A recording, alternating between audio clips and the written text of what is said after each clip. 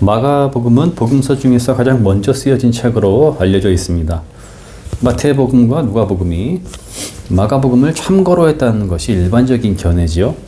마가복음은 하나님의 아들 예수 그리스도의 복음의 시작은 이러하다 라는 말로 시작하고 있습니다. 첫 복음서의 첫 기록이 기쁜 소식의 선포인 것이죠.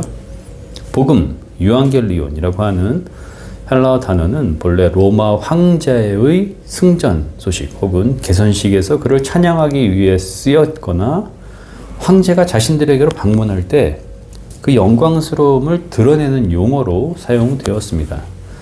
그런데 황제가 아닌 예수가 그리스도 구원자이시며 복음 곧 기쁜 소식이라는 선언을 하고 있는 것입니다. 이러한 고백은 현실적으로도 과감한 결단이었습니다. 정치적인 억압 혹은 경제적, 사회적 불이익을 기꺼이 감수하겠다는 의지가 포함된 것이었죠. 황제의 개선이나 방문을 위한 길은 필수적으로 잘 닦여 있어야 했고 안전해야 했습니다. 2절도 길에 대해서 언급하고 있는데요.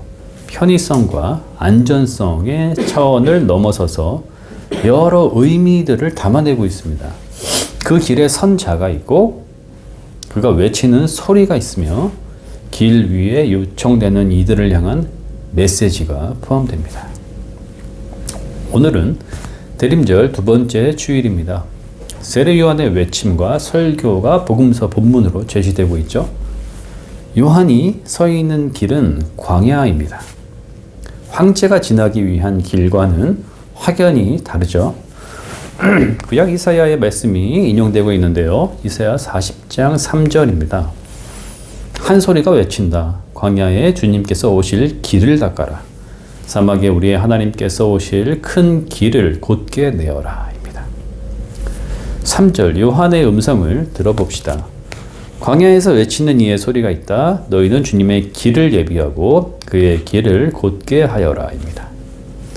요한은 어떠한 소명을 받았으며 이사야의 말씀에서 무엇을 들었던 걸까요? 초기 기독교는 요한을 어떠한 위치에서 바라보고 있는 걸까요? 대림의 시간을 지나면서 우리는 오늘 그의 메시지를 어떻게 받아들여야 할까요? 광야는 이스라엘의 역사에서 중요하면서도 특별한 의미를 지닙니다. 이스라엘이 민족의 정체성을 가지고 하나님 신앙으로 형성된 계기는 출애굽 사건이었죠. 전적인 하나님의 능력으로 이집트에서 노예 생활을 하다가 출애굽을 하게 되었는데 그 과정에서 40년 광야 생활을 경험합니다. 하나님은 임재와 보호, 양식의 제공을 통해서 그들을 구원하셨죠.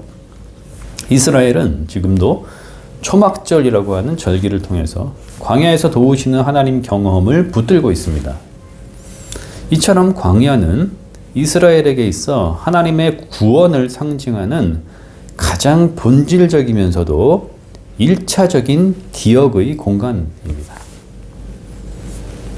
광야의 의미는 BC 6세기 바벨론 포로 시절 제2 이사야의 예언을 통해서 재현되었습니다. 그는 광야에서 주님이 오실 길을 닫고 곧게 내어라 외쳤습니다. 출애굽을 이끄셨던 광야의 하나님이 바벨론의 노예 상태로 떨어진 이스라엘을 도우러 오실 것인데 그 길을 준비하라는 것이었죠. 하지만 당시 이스라엘은 패배주의, 아무 기반이 없는 고향에 대한 막막함, 바벨론에서 이미 익숙해진 생활에 떨어져 있었습니다.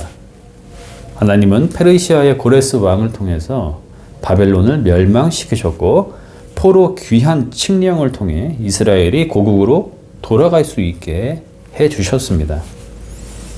그들은 광야를 통과해서 이스라엘로 돌아오게 됩니다. 하지만 이사야가 예언한 하나님의 공의와 정의의 실현, 하나님의 통치를 만방에 알리는 제사장 나라의 도래는 성취되지 못했습니다. 여전히 페르시아 그리고 이후 로마의 정치적인 지배를 받는 상황에서 벗어나지 못했죠. 그런데 그때로부터 500여 년이 지난 어느 시점 광야에서 외치는 소리가 다시 출현하게 된 것입니다.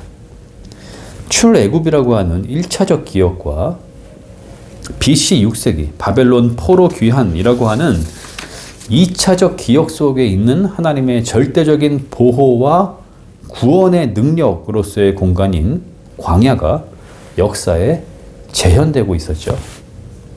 요한은 광야에서 주님이 오실 것이니 그 길을 예비하고 곧게 하라 외칩니다.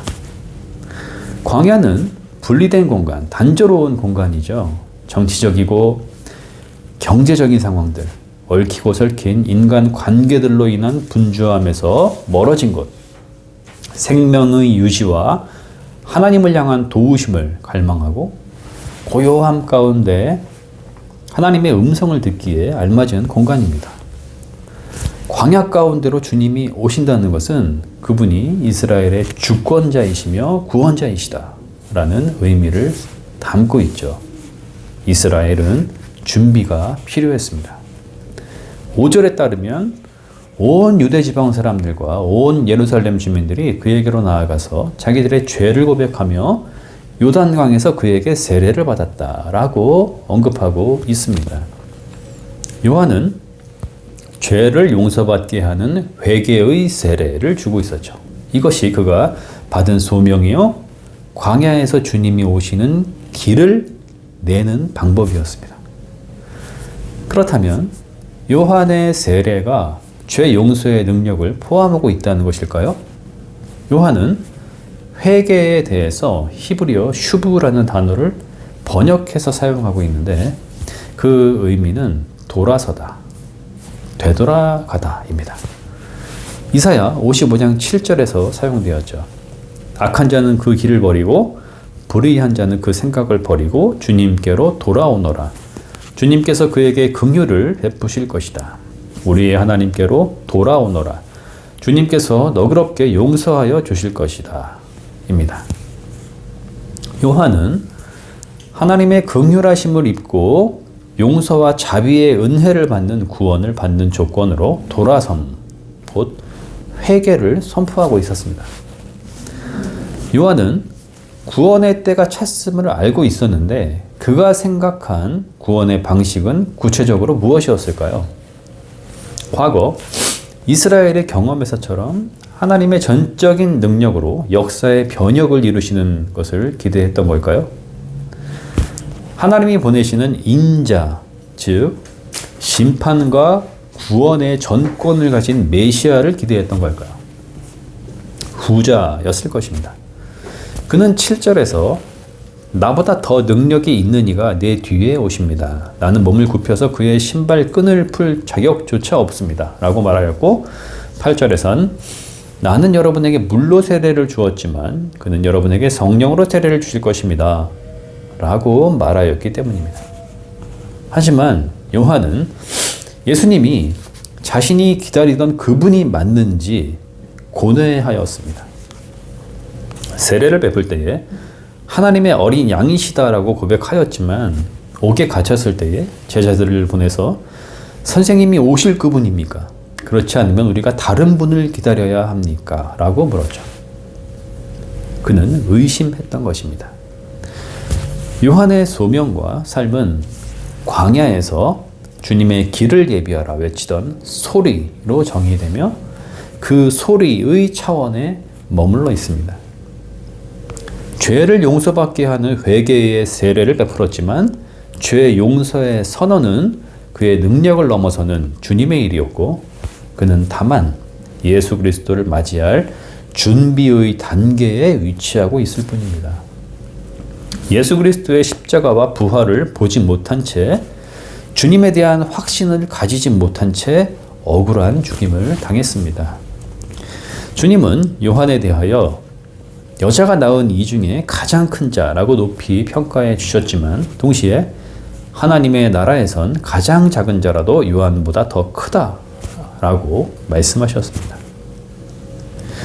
출애굽의 광야에서 이스라엘을 돌보신 하나님이시며 바벨론 포로 귀환에서 광야에 길을 내신 하나님은 예수 그리스도로 오셨습니다. 하나님의 정의와 공의가 실현되고 제사장 나라가 되리라는 이사야의 예언도 예수 그리스도의 하나님 나라와 선교 위임으로 성취되었죠. 요한이 기다렸던 성령으로 세례를 베푸시는 주님은 예수 그리스도셨습니다. 주변국들의 역사 변동이나 정치적, 군사적인 능력을 가진 메시아를 통해 현실화가 된 것이 아니라 죄와 죽음으로부터의 해방, 하나님의 통치라고 하는 예수 그리스도와의 인격적인 관계를 통해서 실현되었습니다. 외부적 요인의 구원은 계속적인 하나님의 오심을 요청하게 할 뿐이었습니다. 궁극적으로 하나님이 이스라엘, 더 나아가 인간과 세계를 구원하시는 방식은 예수 그리스도를 통한 십자가와 부활의 능력에 있었습니다. 요한은 주님이 오시는 길을 예비하고 곧게 하기 위해서 회개의 세례를 요청했죠. 진정성은 변화된 행동으로 증명받아야 했습니다. 누가복음 병행 본문을 보면은 사람들이 요한에게 우리가 무엇을 해야 합니까? 라고 묻는 장면을 보게 됩니다. 구체적인 행동들이 제시되고 있죠. 속옷이 2벌 있는 자는 없는 자에게 1벌을 주어야 하고 먹을 것을 가진 자는 줄인 자에게 주어야 한다. 세리들은 정한 세 외에 폭리를 취해서는 안 되고 군인들은 강탈하지 말고 급여를 족하게 여겨야 한다. 라고 응답합니다. 자신의 처지에서 이전과는 다른 정직과 긍휼함의 행동으로 삶의 방식이 바뀌어야 한다라는 당위성이 강조되고 있습니다. 하나님이 그러한 모습을 보시고 이스라엘을 구원하시기 위한 길로 임하실 것이라는 요한의 기대가 담겨 있었죠. 하지만 예수 그리스도의 오심은 그러한 관점과는 달랐습니다. 준비를 위한 과정이 필요했던 것이 아니라 하나님의 자유와 결정으로 이 역사 가운데 갑작스럽게 임하였죠.